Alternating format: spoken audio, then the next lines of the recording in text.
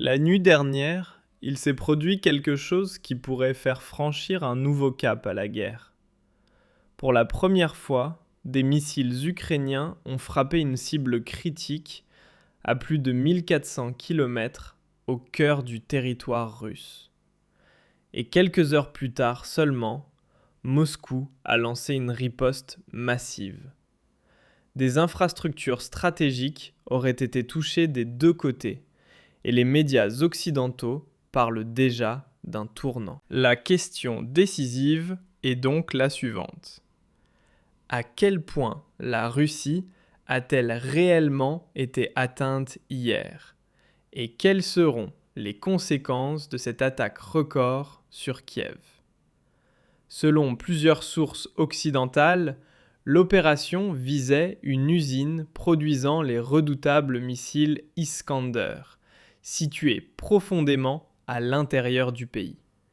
De nombreux drones, ainsi que des missiles ukrainiens longue portée de type Flamingo, auraient été utilisés lors de cette frappe. D'après les médias ukrainiens, l'attaque aurait même été si efficace qu'une usine entière aurait été détruite, ce qui constituerait un coup majeur.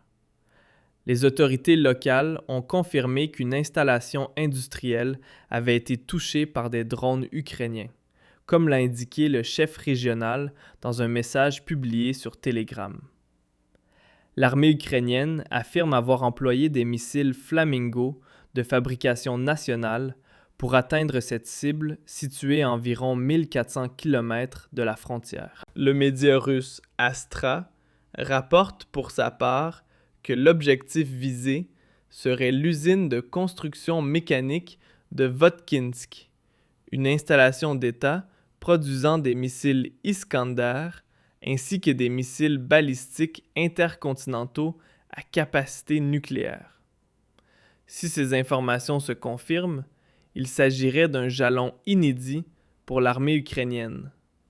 Non seulement un record de portée aurait été établi, mais une infrastructure clé de l'industrie russe des missiles aurait également été touchée. Cependant, les premiers éléments laissent désormais penser que cette attaque s'est déroulée de manière bien différente de ce qu'affirment les gros titres. Jusqu'à présent, le fabricant des missiles Flamingo, Firepoint, annonçait une portée comprise entre 600 et 1000 km. Or, atteindre cette usine impliquerait une distance supplémentaire d'environ 40%. S'agissait-il réellement d'un missile Flamingo ou de quelque chose de totalement différent? J'ai poursuivi mes recherches, et ce que j'ai découvert risque bien de vous surprendre. Mais nous reviendrons sur ces révélations un peu plus tard, car il faut d'abord examiner la réaction de la Russie. Après cette frappe, Poutine n'a pas tardé à riposter et a ordonné immédiatement une contre-attaque d'envergure. Le média RBC Ukraine a rapporté que la Russie avait lancé une offensive massive combinant drones et missiles contre Kiev et d'autres régions. Dans la nuit du 22 février, Moscou aurait mené une nouvelle attaque coordonnée contre le territoire ukrainien. Kiev ainsi que Kharkiv auraient notamment été visés par les forces russes. Les points essentiels sont les suivants. La Russie a frappé avec des drones et des missiles balistiques et a mobilisé des bombardiers stratégiques Tu-95 et Tu-160, ainsi que des chasseurs MiG-31 pour appuyer l'opération. Mais ce n'est probablement qu'une partie de la vérité, et les médias ukrainiens semblent accuser un certain retard dans leur couverture des événements. Sur les réseaux sociaux, notamment sur Twitter, d'autres informations ont rapidement circulé. Une alerte aérienne a été déclenchée dans l'ensemble du pays. Ces dernières heures, l'infrastructure énergétique ukrainienne aurait été frappée à plusieurs reprises par des missiles Iskander et Zircon. Jusqu'à 4 chasseurs MiG-31 équipés de missiles Kinjal auraient été repérés en vol, tandis que des bombardiers stratégiques auraient lancé des missiles de croisière.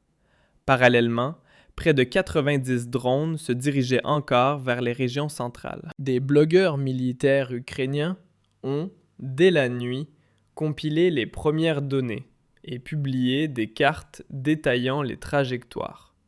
Et surtout, la trajectoire des missiles marqués en violet, partis de Crimée en direction de Kiev, suscite une vive inquiétude, car il s'agirait des nouveaux missiles hypersoniques Zircon. Jusqu'ici, Poutine ne les avait utilisés que très rarement, en raison de leur coût élevé. Mais cette fois, 8 auraient été tirés en une seule vague. Cela montre qu'il prend la situation extrêmement au sérieux et qu'une cible d'importance majeure aurait été touchée. Selon toute vraisemblance, il aurait de nouveau visé l'usine de production des missiles Flamingo que l'Ukraine venait tout juste de remettre en état avant de lancer ses premières frappes sur le territoire russe. Vers 5h30, le blogueur militaire a publié le message suivant. Les missiles Iskander ont frappé le poste électrique de 750 kV. L'attaque de missiles semble désormais terminée. Au moins 60 projectiles de différents types auraient été utilisés. Un rapport détaillé sur les conséquences sera publié ultérieurement. Si ces informations se confirment, il s'agirait de la plus vaste offensive de missiles depuis le début de la guerre, établissant un nouveau record en termes d'ampleur. L'installation de 750 kV à Vinnytsia aurait de nouveau été touchée. Une infrastructure considérée comme l'une des artères vitales de Kiev. Cela pourrait entraîner un blackout total dans la capitale, laissant des millions de civils dans l'obscurité et sans chauffage. Les détails précis et l'étendue réelle des dégâts ne seront probablement connus qu'au cours de la journée. Mais une chose semble déjà claire. Pour l'Ukraine, cette attaque représente un coup extrêmement dur et la riposte de Poutine apparaît, du moins à ce stade, comme une démonstration de force réussie. Passons maintenant aux détails promis concernant l'attaque ukrainienne de type Flamingo contre l'usine d'Iskander en Russie. Et c'est précisément à ce stade que le récit devient contradictoire, car les données satellitaires et les rapports militaires dressent un tableau bien différent. Les premières images satellites du complexe mécanique de Votkinsk révèlent que, malgré une importante couverture nuageuse, un trou d'environ 23 mètres sur 19 était visible sur le toit du hall de production numéro 36. Autrement dit, un seul impact aurait été enregistré parmi des dizaines de bâtiments industriels. L'Ukraine aurait tiré au moins 3 missiles de croisière Flamingo FB en direction du site. Mais il est confirmé qu'un seul projectile aurait touché l'une des 19 installations du complexe. Selon les estimations, il faudrait entre 50 et 80 missiles pour détruire entièrement l'usine de Votkinsk. Et le bâtiment touché n'est qu'un hall parmi beaucoup d'autres. Cette évaluation met en lumière la réalité du conflit. Alors que certains médias occidentaux célèbrent la destruction présumée d'une usine d'Iskander située à 1400 km, les faits semblent nettement moins spectaculaires. Un seul hall aurait été partiellement endommagé et pourrait être réparé en quelques jours. Pour anéantir l'ensemble du complexe, il faudrait des dizaines de frappes directes, et compte tenu des systèmes de défense russes capables d'intercepter une grande partie des missiles, le nombre nécessaire serait probablement bien plus élevé. De plus, ces missiles ukrainiens auraient été optimisés pour la portée au détriment de leur puissance de frappe. Plus la distance est grande, plus le carburant occupe d'espace, réduisant la charge explosive. En résumé, cette opération apparaît davantage comme un geste symbolique que comme un coup stratégique décisif.